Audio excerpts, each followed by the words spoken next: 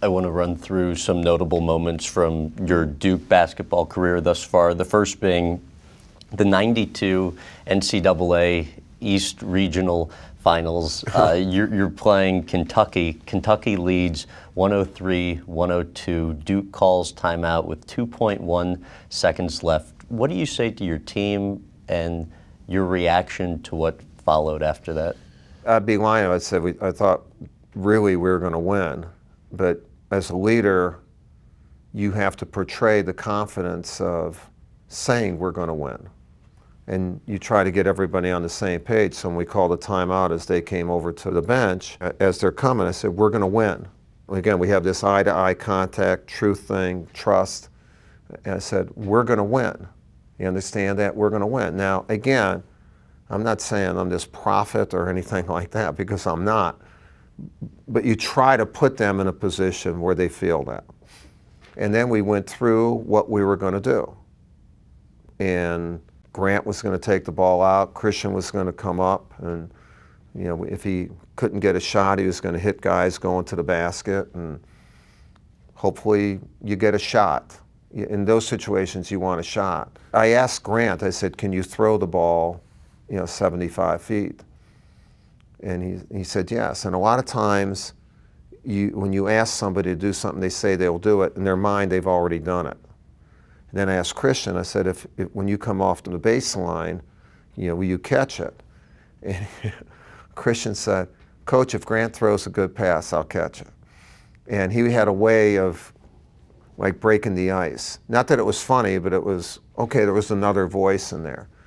And I said, okay, and then Grant threw it, and Christian caught it. He wasn't supposed to dribble it, but he dribbled it, and then he hit his 20th shot that day. He was 20 for 20, 10 for 10 from the field, and 10 for 10 from the free throw line. And it's a pretty good chance that, to go to him at that point. Red was coming up all the time on the roulette wheel, let's put it that way. And that was all that was needed. Duke won as time expired, and the rest is history. You played Kentucky again in the '98 title game. You're up by 17, but then as 10 minutes tick off the clock, Kentucky ends up coming back and winning the game. After the game, everybody's crying on Duke, from players to the sports information director to the trainer, and everybody's consoling each other as well. And you said you realized at that point that it was a great year. Well, that '98 was 3 years removed from me being out a half a year. It was 2 years removed from being, and we were 13 and 18. It was 2 years removed at the end of the '96 season from being 18 and 13. In other words, we were 31 and 31 for those 2 years. And now this group that we were going to try to build our program and get everything back together had put us in a position where we're that close. But it didn't happen.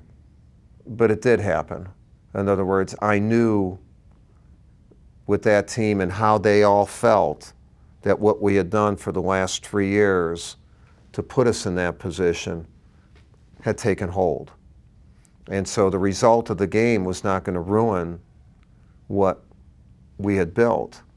It really confirmed itself. In other words, we should be crying and we should be beyond being consoled because we've put so much into it.